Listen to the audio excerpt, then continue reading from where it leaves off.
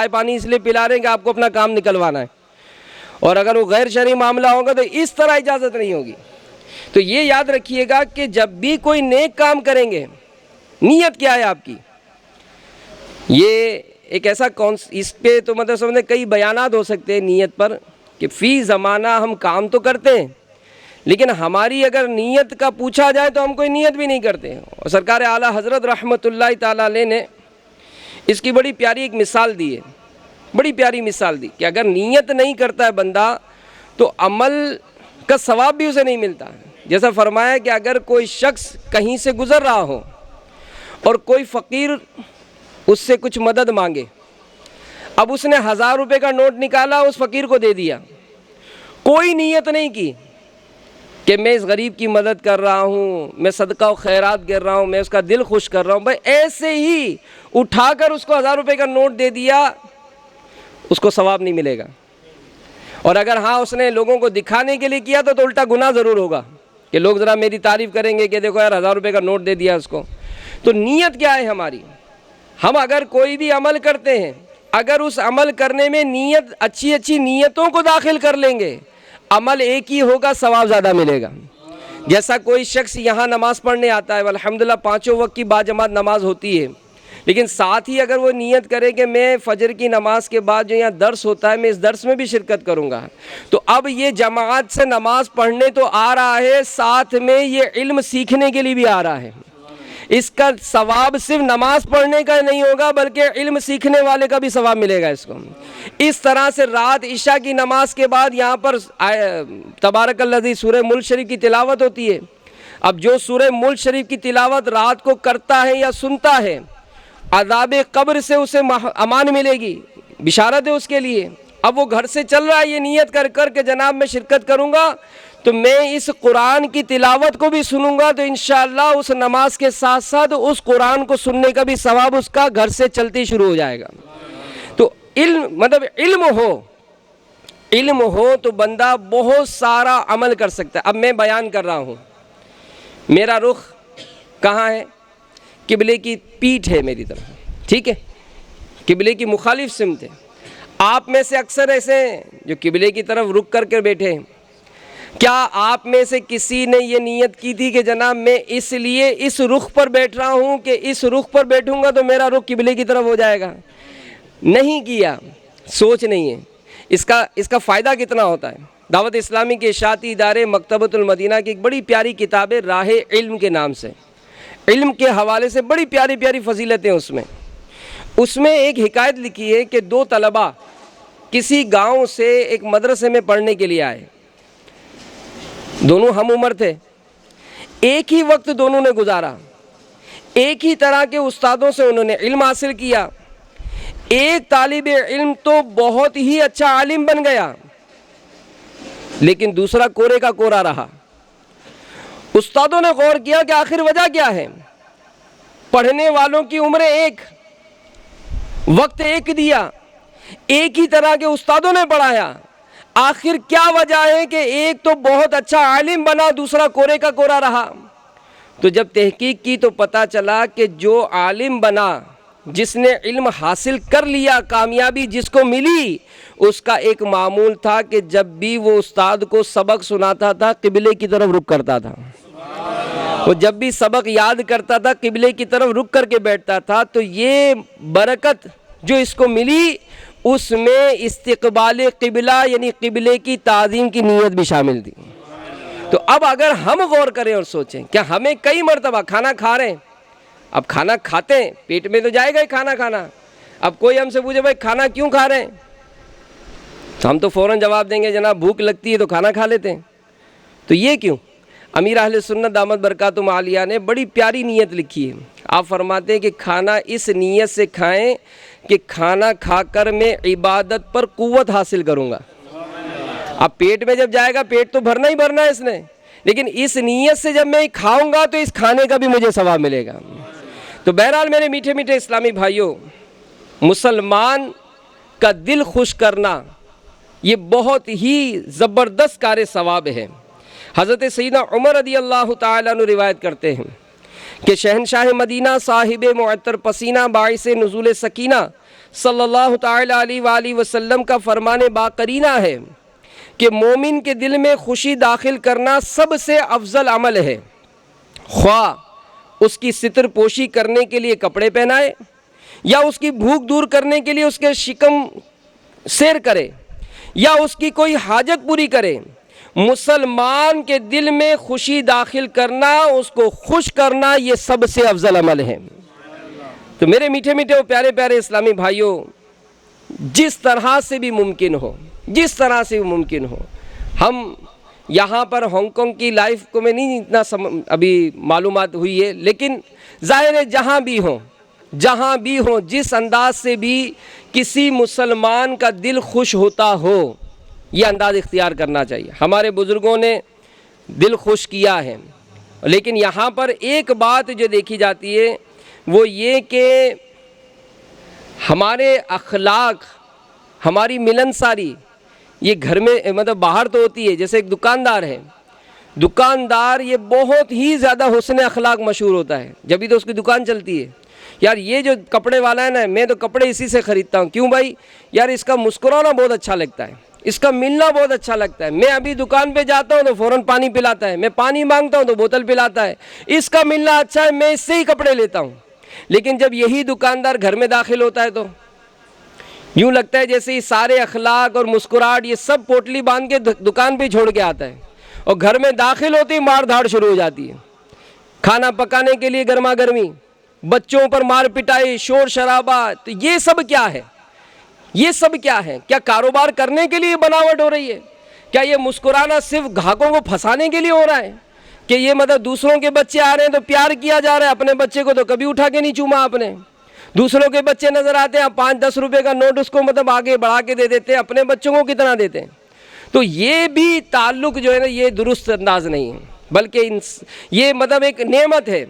یہ خوش اخلاقی، ملنساری، یہ نعمت ہے اللہ کی، اور اللہ کی بارگاہ میں دعا کرنی چاہیے کہ یا اللہ تیرے محبوب کا جشن ولادت منانے کے لیے ہم جمع ہوئے ہیں، اس اخلاق کریمہ کا صدقہ ہمیں بھی حسن اخلاق کی دولت سے مالا مال کر دیں۔ تو میرے میٹھے میٹھے اسلامی بھائیو، اس میں مطلب بہت زیادہ احتیاط، اور خاص کر بیرون ملک اگر جو رہتے ہیں، امیر اہل سنت نے اس معاملے میں چند احتیاطیں بھی بیان فرمائیں۔ کیا؟ ایک صاحب عمرے پہ چلے گئے، اب دوران طواف ان کو موبائل نظر آیا، مطاف میں جب طواف کرتے ہیں موبائل نظر آیا۔ اب ظاہر ہے اگر کسی کا روڈ پہ یوں موبائل پڑا ہوا مل جائے تو اگر دل میں ہمدردی کا جذبہ پیدا ہوگا تو یہی ہوگا کہ چلو یار اٹھاؤ اس کو، ڈھونڈو کون ہے، کس کا ہے یہ۔ اب یہ اس بیچارے نے اٹھایا، یہ اٹھانا تھا کہ اچانک پولیس والوں نے اس کو پکڑ لیا۔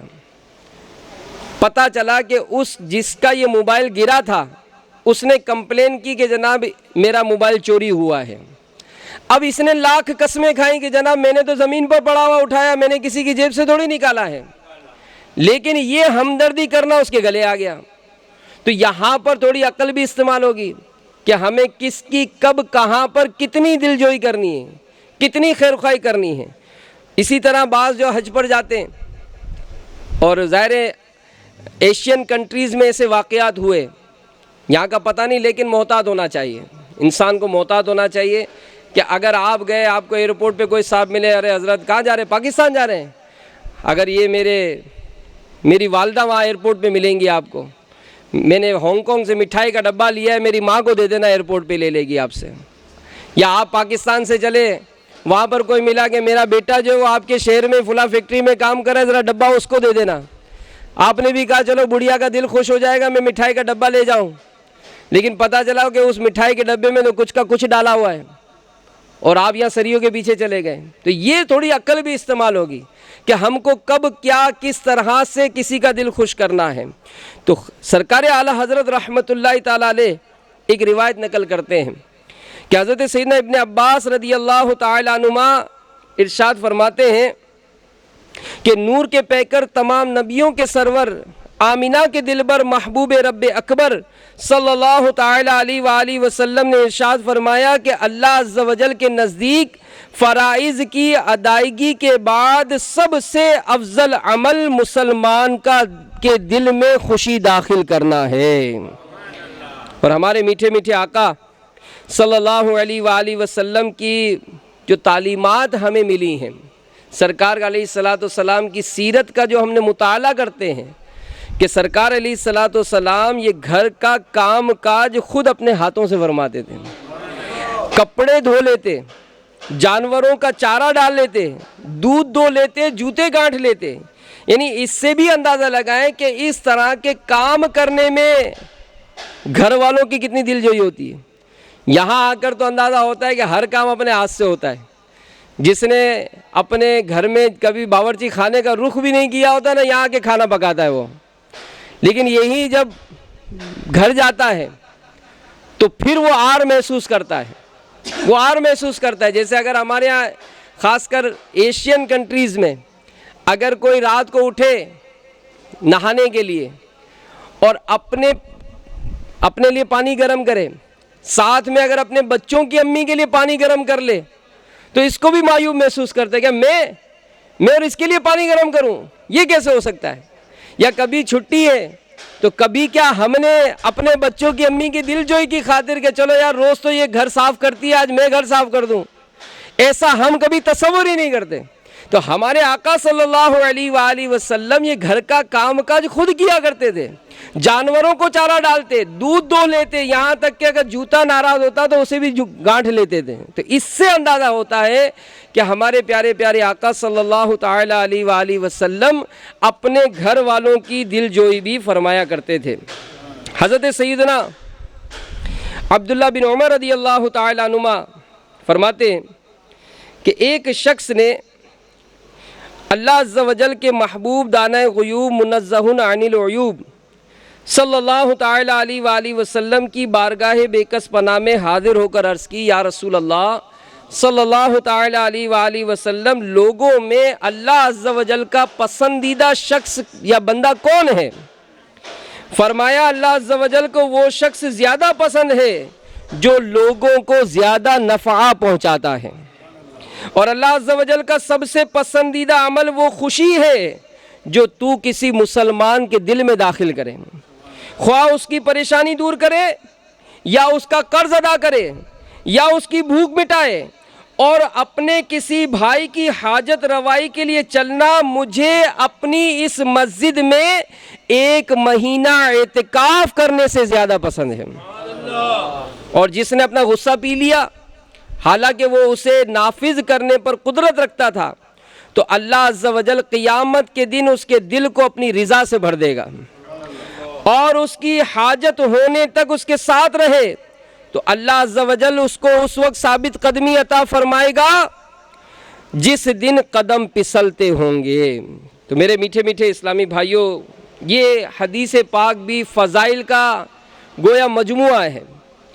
یعنی مسلمان کا دل خوش کرنا یہ اللہ تعالیٰ کا پسندیدہ عمل ہے، سب سے پسندیدہ عمل. اور اللہ تعالیٰ اس شخص کو زیادہ پسند فرماتا ہے جو لوگوں کو نفع پہنچاتا ہے. تو اب غور کر لیں اور سوچیں کہ میرا انداز کیسا ہے، میرا انداز کیسا ہے. کیا میں لوگوں کو نفع پہنچانے والا ہوں؟ اچھا نفع پہنچا سکتے ہیں بعض اوقات، لیکن طبیعت میں یہ اتنا وہ روکھا پن ہوتا ہے. بعض ہوتے ہیں، بعض ایسے ہوتے ہیں جو بڑے ملنسار ہوتے ہیں، یعنی ان سے ملنا یوں سمجھ لیں کہ اپنی طبیعت ہلکی ہو جاتی ہے. لیکن بعض بڑے روکھے ہوتے ہیں، یہ اگر کچھ نہیں بھی ہوتا تو دن منہ پہ 12 بج رہے ہوتے ہیں، محاورہ کہتے ہیں دن پہ منہ پہ 12 بج رہے ہوتے ہیں. اور بعض ہے نا وہ ایسے مسکراتے ہوتے ہیں، ایسے ملنسار ہوتے ہیں ان سے مل کر بندہ کہتا ہے یار میری تو تکلیف دور ہو جاتی ہے، میرے غم غلط ہو جاتے ہیں. تو ہمارے آقا علیہ الصلاۃ والسلام یہ مسکراتے رہتے تھے. تو ملنساری، خوش اخلاقی یہ ہمارے دین اسلام کا ایک خوبصورت وصف ہے، خوبصورت وصف ہے کہ ہمارے آقا صلی اللہ علیہ وآلہ وسلم یہ اس قدر دل جوئی فرماتے تھے. ایسی اٹریکشن تھی سرکار علیہ الصلاۃ والسلام میں کہ کفار بھی، ایسی کئی روایات ہیں کہ بعض ایسے افراد جنہوں نے بعد میں اسلام قبول کیا وہ کہتے تھے کہ ہم سرکار علیہ الصلاۃ والسلام کو ایک عرصے تک چھپ چھپ کر دیکھتے تھے کہ سرکار کی مسکراہٹ، ان کا ملنا، ان کا اٹھنا، ان کا بیٹھنا، ان کا چلنا یہ ہم کو اتنا اچھا لگتا تھا. اور ہوتے ہوتے ہوتے یہاں تک کہ انہوں نے اپنے گھر بار کو چھوڑا اور دامن اسلام سے آغوش وابستہ ہو گئے. تو میرے میٹھے میٹھے اسلامی بھائیوں، ہم اس معاملے میں غور کریں اور ایسا انداز جب ہم خود اپنائیں گے، یہ تعلیمات جب ہمارے اندر ہوں گی تو تبھی یہ تعلیمات ہم اپنے گھر میں دے سکیں گے، تبھی یہ تعلیمات ہم اپنے بچوں کو دے سکیں گے۔ ورنہ اتنی جہالت ہے، اتنی جہالت ہے کہ اگر آج رشتہ داروں میں کسی حوالے سے ناچاکی ہو جاتی ہے، دادا جان کی کسی زمانے میں کسی حوالے سے ناچاکی ہوئی تھی، پوتا تک اس کے یہاں نہیں جاتا ہے، پوتا تک نہیں جاتا، تعلق ہی ختم کر لیتے ہیں، تعلق ہی ختم۔ دادا جان کی لڑائی ہوئی تھی، ابا جان نے تعلق ختم رکھا، اب ہم بھی نہیں جائیں گے۔ دادا جان نے کہا تھا کہ تو مرے گا، تیرے جنازے میں نہیں آؤں گا، تیرے یہاں خوشی میں نہیں آؤں گا، اور یہ نادان مسلمان ان سے تعلق توڑے ہوئے ہیں۔ یہ نہیں کرنا چاہیے۔ ہم مطلب یہ دیکھیں، کوئی بھی صورت ہماری طرف سے مطلب وہ راستہ بند نہیں ہونا چاہیے، ہماری طرف سے راستہ کھلا ہوا ہونا چاہیے کہ ہمیں شریعت میں یہی حکم ہے، ہم توڑنے والے نہیں ہیں، ہم جوڑنے والے ہیں۔ جو تجھے محروم کرے تو اسے عطا کر، جو تجھ سے قطع تعلق کرے تو یعنی جو تجھ سے رشتہ توڑے تو اس سے رشتہ جوڑ، اور جو تجھ پر ظلم کرے تو اسے معاف کر دے۔ تو ہم یہ اوصاف اپنائیں، اور ایسے کئی مواقع آتے ہیں، کئی مواقع آتے ہیں کہ ہم کسی بھی ایک چھوٹے عمل کے سبب اس پورے گھر میں خوشی داخل کر سکتے ہیں۔ جیسے الحمدللہ ہمارے یہاں رواج ہے کہ اگر قربانی ہوتی ہے تو ہمارے یہاں قربانی کا گوشت رشتہ داروں میں تقسیم ہوتا ہے، محلے داروں میں تقسیم ہوتا ہے، پڑوسیوں میں تقسیم ہوتا ہے۔ اس کا وجہ کیا ہوتی ہے؟ ظاہر ہے اگر کسی کے یہاں گوشت، اب اس کے یہاں بھی آپ کی طرح ایک بہت بڑا بیل کٹا تھا، اس کو گوشت کی حاجت نہیں ہے، لیکن آپ کا ایک گوشت کا پیکٹ اس پورے گھر کے اندر خوشی داخل کر دیتا ہے۔ بڑی 11ویں شریف آ گئی، 12ویں شریف کی رات آ گئی، شب برات کی رات آ گئی، شب قدر کی رات آ گئی، شب معراج کی رات آ گئی۔ ہمارے رواج ہے الحمدللہ کہ نیاز کا اہتمام ہوتا ہے، پھر یہ نیاز مختلف گھروں میں تقسیم کی جاتی ہے، رشتہ داروں میں، بھائیوں میں، بہنوں میں بھیجی جاتی ہے۔ اچھی بات ہے، کیوں کہ یہ جو پلیٹ آپ کی ایک بریانی کی آ گئی، آپ کی ایک مٹھائی کا ڈبہ آ گیا، اس ڈبے کی ان کو بظاہر کوئی حاجت نہیں، اس سے کئی زیادہ ڈبے ان کے گھر میں موجود ہیں، لیکن آپ کے گھر سے آئی ہوئی یہ چیز اس پورے گھر کے دل میں خوشی داخل کرتی ہے۔ اور اس کا فائدہ کتنا ہے کہ ام المومنین سیدتنا عائشہ صدیقہ رضی اللہ تعالی عنہا روایت کرتی ہیں کہ نور کے پیکر سلطان دو بحر و بر صلی اللہ تعالی علیہ وآلہ وسلم کا فرمان روح پرور ہے، جس نے مسلمانوں کے کسی گھر میں خوشی داخل کی، اللہ عز و جل اس کے لیے جنت سے کم کسی ثواب پر راضی نہ ہوگا۔ تو اندازہ تو لگائیں کہ ہمارے رب عز و جل نے نیکیاں کمانے کا کتنا ذریعہ بنا رکھا ہے۔ اور پھر اگر ملک سے دور ہیں، اپنے ملک سے، اپنے رشتہ داروں سے، اپنے گھر بار سے دور ہیں، کوئی مسئلہ نہیں، آپ کا ایک فون چلا جائے، آپ کا ایک فون ماہ ربیع نور شریف میں، جیسے بڑی رات آ گئی، اب چلے یہ رات تو گزر گئی، 11ویں شریف کی رات آ رہی ہے، جمعہ آ رہا ہے، کل جمعہ ہے، اور جمعہ کو ایک نیکی یہ 70 گنا زیادہ ثواب ملتا ہے اس میں۔ اب ایک فون کر لیا آپ نے، آپ نہ جانے کتنے دوستوں کو فون کرتے ہیں، کبھی اپنی ماں کو فون کر لیں، کبھی اپنے والد کو فون کر لیں، کبھی اپنے بھائیوں کو فون کر لیں، سلام دعا کر لیں، السلام علیکم، آپ کا بیٹا فلاں فلاں بول رہا ہوں، اور آج جمعہ تھا، میں نے چاہا کہ فون کر لوں، آپ سب کی خیریت معلوم کر لوں، سب کو میرا سلام کیجیے گا اور میرے لیے دعا کیجیے گا۔ 1 منٹ کا کام نہیں ہے، لیکن آپ کا یہ فون جانا آپ کے پاکستان میں اس پورے گھر میں خوشی داخل کرے گا۔ اور ثواب کیا ہے کہ میرے آقا صلی اللہ علیہ وآلہ وسلم فرما رہے ہیں کہ جس نے مسلمانوں کے کسی گھر میں خوشی داخل کی، اللہ تعالیٰ اس کے لیے جنت سے کم کسی ثواب پر راضی نہ ہوگا۔ تو جنت کس کس کو نہیں چاہیے؟ سب جنت کے طلبگار ہیں، جنت چاہیے نا؟ تو جنت چاہیے۔ اگر ہفتے میں کسی بھی ایک بھائی کو، کسی ہفتے کسی بہن کو، کبھی ماں کو، کبھی والد کو، کبھی چچا کو، کبھی پھوپھی کو، اچھی نیتوں کے ساتھ، کوئی ذاتی مفاد نہ ہو، یہ ظاہر ہے یہ دل کے حالات ہوں گے کہ آپ کا دل اس میں گواہی دے گا کہ میرے اس فون کرنے سے میری ذاتی کیا غرض ہے۔ اگر غرض ذاتی نہیں ہے، محض خوشی داخل کرنا ہے، یہی اچھی نیت ہے، انشاءاللہ آپ کو ثواب ملے گا۔ تو ہم اپنی طبیعت پر بھی غور کریں، اپنی طبیعت پہ بھی غور کریں کہ ہم مطلب اس معاملے میں مطلب کیسی طبیعت پاتے ہیں۔ کہیں غصے کی عادت تو نہیں ہے، بپھرنے کی عادت نہیں ہے، کیونکہ اگر مطلب وہ ایک حکایت میں نے پڑھی تھی کہ ایک صاحب نے ایک بہت طاقتور شخص کو دیکھا وہ بہت غصے میں تھا اور زبان سے اول فول بک رہا تھا. جو غصے میں ہوتا ہے نا, تو خیر وہ غصے میں جب ہوگا تو آئینے میں اپنے آپ کو دیکھ نہیں سکے گا, لیکن کبھی وہ کسی غصے والے کو ایک دفعہ دیکھ کے اس کی پکچر اپنے چہرے میں مطلب کیپچر کر لے وہ, کہ یہ جو غصے میں گالیاں بک رہا ہے نہیں کیسا لگ رہا ہے, تو آپ کو لگے گا اس کا منہ بھی بڑا ٹیڑھا ہو جاتا ہے, اس کے منہ سے تھوک بھی نکل رہا ہے, اور مطلب بڑی عجیب و غریب شکل ہو گئی ہے اور بڑا عجیب لگتا ہے یہ غصے میں نا. تو اس کی جب چہرہ اس کی شکل اپنے یہاں دماغ میں فٹ ہوگی نا, تو جیسے ہی اپنے کو غصہ آئے گا نا تو اپنے بھی سمجھ جائے ہم بھی ایسے ہی لگ رہے ہوں گے, ہم بھی ایسے ہی لگ رہے ہوں گے. تو فوراً آدمی اپنے آپ کو بچاتا ہے کہ نہیں یار غصے میں جو ہے نا وہ بندہ اچھا نہیں لگتا ہے. تو اس شخص کو دیکھا بڑا طاقتور تھا لیکن غصے میں گالیاں بک رہا تھا. تو کسی سے اس نے پوچھا کہ بھائی معاملہ کیا ہے, کیوں غصے میں یہ؟ تو لوگوں نے بتایا کہ اس کو ایک آدمی نے گالی دے دی ہے, ایک شخص نے اس کو گالی دے دی ہے, یہ اس لیے غصے میں آ گیا. تو ان صاحب نے فرمایا کہ دیکھو کہ کمبخت 1000 من کا پتھر تو اٹھا لیتا ہے, 1000 من کا پتھر تو اٹھا لیتا ہے, لیکن ایک چھوٹی سی بات کو نہیں اٹھا سکا. کہ طاقتور تو ہے, پہلوان ہے, بہت زور ہے اس میں, یہ بڑی سے بڑی وزنی چیز کو تو اس نے اٹھا لیا, لیکن ایک شخص نے ایک گالی تو دی ہے, ایک جملہ ہی تو کہا ہے, اس کو تو یہ اٹھا نہیں سکا, اور غصے میں لال پیلا ہو رہا ہے. تو ہم میرے میٹھے میٹھے اسلام بھائیوں ملنسار بنے, خوش اخلاق بنے, مسکراتا چہرہ رکھیں. اور خاص کر میرا تو جہاں جہاں جانا ہوا, کوریا میں, ملیشیا میں, تو یہاں پر بعض اوقات کچھ کرائسس ہوتے ہیں, مسائل ہوتے ہیں, پریشانیاں ہوتی ہیں. اب کئی جگہوں پر جانا ہو سارے پریشان بیٹھے ہیں, کوشش ہوتی ہے کہ ایک اچھا ہو جائے تو وہ سب کے غم غلط کر لے گا. کہ اگر آپ مطلب مسکراتے رہیں گے نا تو لوگ آ کر آپ کو اپنے مسائل سنائیں گے. جب آپ لوگوں کے مسئلے سنیں گے نا تو اپنا مسئلہ کم نظر آئے گا کہ یار میں تو کم پریشان ہوں, مجھ سے زیادہ پریشان ہے. تو یوں مطلب میرے میٹھے میٹھے اسلام بھائیو اس طرح ملنے جلنے سے ایک طبیعت میں بھی ایک ریلیکس رہتا ہے. کیونکہ بعض اوقات کسی کو ہارٹ اٹیک ہوتا ہے, کس کا بلڈ پریشر شوٹ کر جاتا ہے, اس کی ایک بہت بڑی وجہ جو ہے نا یہ ٹینشنز ہوتے ہیں کہ وہ سوچتا رہتا ہے. تو ایزی ہونے کے لیے مسکرانے سے طبیعت بھی بڑی بوجھل ہو جاتی ہے. اور اگر آپ کو اللہ تعالیٰ نے کوئی منصب دیا, آپ سیٹ ہیں, بعض اوقات آفیسرز ہوتے ہیں, تو اپنے ملازمین کا, اپنے متعلقین کا بھی خیال رکھا کریں کہ یہ بھی ہمارے اسلام کی ایک خوبصورت تعلیم ہے. امیر المومنین حضرت سیدنا عمر بن عبدالعزیز رضی اللہ تعالی عنہ رات کو اپنے حکومتی معاملات میں مصروف تھے, کسی سے مشورہ بھی کر رہے تھے. چراغ میں تیل ختم ہو گیا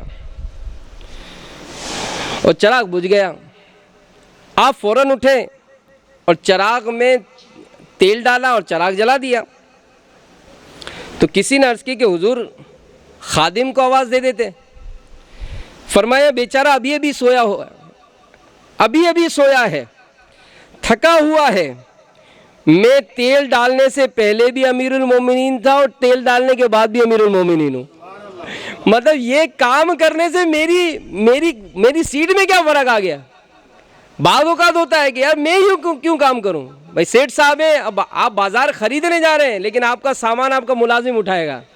آپ گاڑی پر آئیں گے, گاڑی کا دروازہ آپ کا ملازم کھولے گا. یہ کیوں؟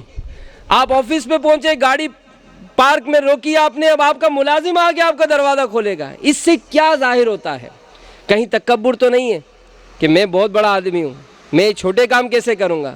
جوتے پہنوں گا, میرے جوتے کے تسمے جو ہیں وہ میرا ملازم آ کر باندھے گا. یہ کیوں ہے؟ یہ کیا ہے؟ اس کو غور کریں اور سوچیں. ملنساری, اپنائیت میرے میٹھے میٹھے اسلامی بھائیوں, اس کو اپنائیں. اور بعض اوقات کسی سے کوئی ایسی غلطی ہو جاتی ہے تو ہمارے یہاں بعض اوقات کیا ہوتا ہے کہ اس کا ایک مطلب مذاق بھی اڑایا جاتا ہے. کوئی ایسی غلطی ہو گئی, اب کسی کی غلطی ہوئی اور ہم کو مطلب پتہ چلا تو ہمارے یہاں فلم چڑھا دیتے ہیں, اس کی بہت مذاق اڑائی جاتی ہے. تو یہ بھی میرے میٹھے میٹھے اسلامی بھائیوں نہیں کرنا چاہیے. ہمارے اسلاف, ہمارے بزرگان دین رحمہم اللہ المبین یہ بہت ہی زیادہ دل جوئی فرمایا کرتے تھے. چنانچہ ایک بزرگ رحمۃ اللہ تعالی علیہ کے بارے میں تھا کہ بہت نیک آدمی تھے.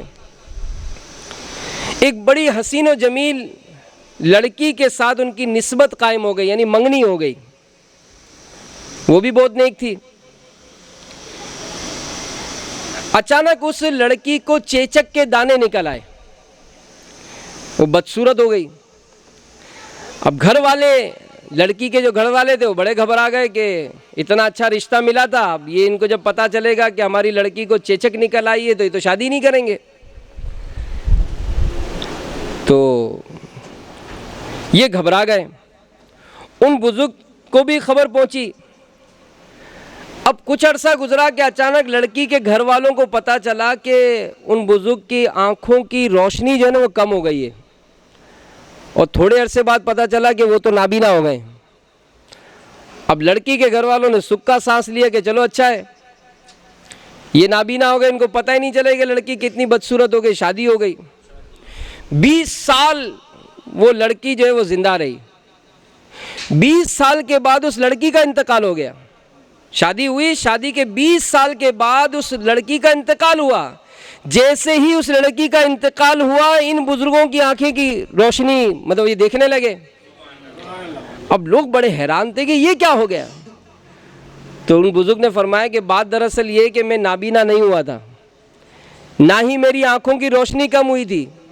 جب مجھے پتا چلا کہ اس لڑکی کو چیچک نکل آئے جس سے مجھے شادی کرنی تھی، میں نے یہ سوچا کہ اگر میں یہ رشتہ ختم کروں گا، اس لڑکی کا دل دکھے گا، تو کیوں نہ میں اپنے آپ کو نابینا ظاہر کر دوں، تو پتہ ہی نہیں چلے کسی کو کہ مجھے نظر نہیں آ رہا۔ یوں میں نے شادی کی۔ آج 20 سال کے بعد جب یہ دنیا سے چلی گئی تو مجھے ظاہر کرنے میں اب کوئی یار نہیں کہ میں نابینا نہیں ہوا تھا، اس کی دل رکھنے کے لیے میں نے شادی کر لی تھی۔ اب یہ انداز جو تھا نا میرے میٹھے میٹھے اسلام بھائی، یہ انداز ہمارے اسلاف نے اختیار کیا۔ نتیجہ کیا ہوتا تھا؟ نتیجہ یہ ہوتا تھا کہ ان کے ان اعلیٰ اخلاق کو دیکھ کر کفار مسلمان ہو جایا کرتے تھے۔ آج مسلمان اخلاقی طور پر بہت پستی کا شکار ہیں کہ یہ کسی اور کا دل تو کیا خوش کریں گے، یہ آپس میں لڑنے جھگڑنے سے فرصت نہیں ہے۔ بد اخلاقی کتنی زیادہ ہے، چیٹنگ کتنی زیادہ ہے۔ تو ہم اس دین اسلام کے ماننے والے ہیں جس دین نے اتنی پیاری تعلیم ہم کو دی ہے۔ تو آئیے جشن ولادت کی ان خوشیوں میں ہم نیت کریں کہ انشاءاللہ ہم لوگوں سے حسن اخلاق سے پیش آئیں گے، ہر ممکن جہاں جہاں شریعت اجازت دے گی انشاءاللہ مسلمانوں کا دل خوش کریں گے۔ جی ہاں، مسلمانوں کا دل خوش کرنا بہت بڑی سعادت ہے، بہت بڑی سعادت ہے۔ اور الحمدللہ اگر یہ انداز اختیار ہو گیا، یہ انداز اختیار ہو گیا، کوئی بعید نہیں کہ دین اسلام کا چراغ جو بجھتا جا رہا ہے، اخلاقی معاملات جو پستی کا شکار ہوتے جا رہے ہیں، یہ اخلاق ہمارے اگر اچھے ہو گئے، ہمارا کردار اچھا ہو گیا، میرے میٹھے میٹھے اسلام بھائیوں، اسلام کو ترقی بہت ہو جائے گی۔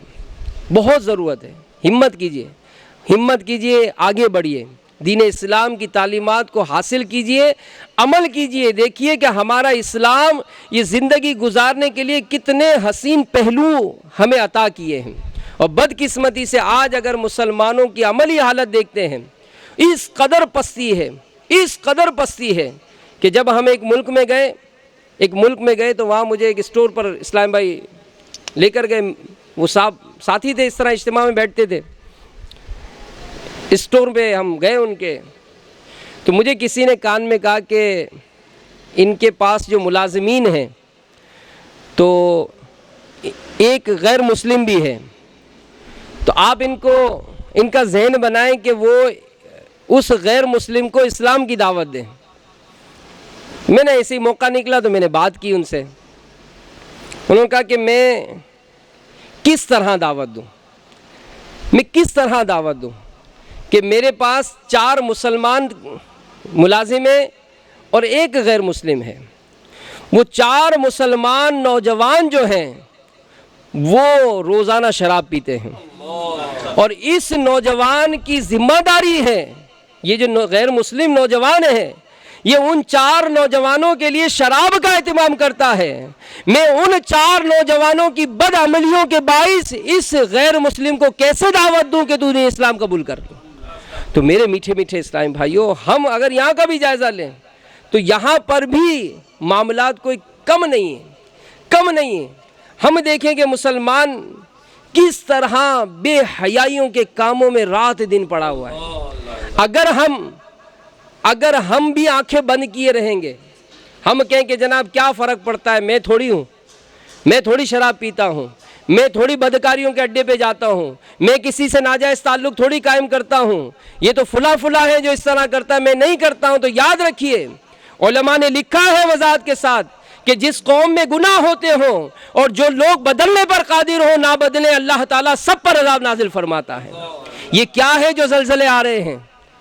یہ کیا ہے کہ جو آج دنیا بھر میں ہم دیکھتے ہیں کہ بڑے بڑے شہروں میں زمینیں ہلائی جاتی ہیں، پہاڑوں کی جیسی عمارتیں ملیہ میٹ کر دی جاتی ہیں، سینکڑوں ہزاروں لاشیں، اتنی لاشیں ہو جاتی ہیں کہ ان ملبوں سے نکالنا مشکل ہو جاتا ہے۔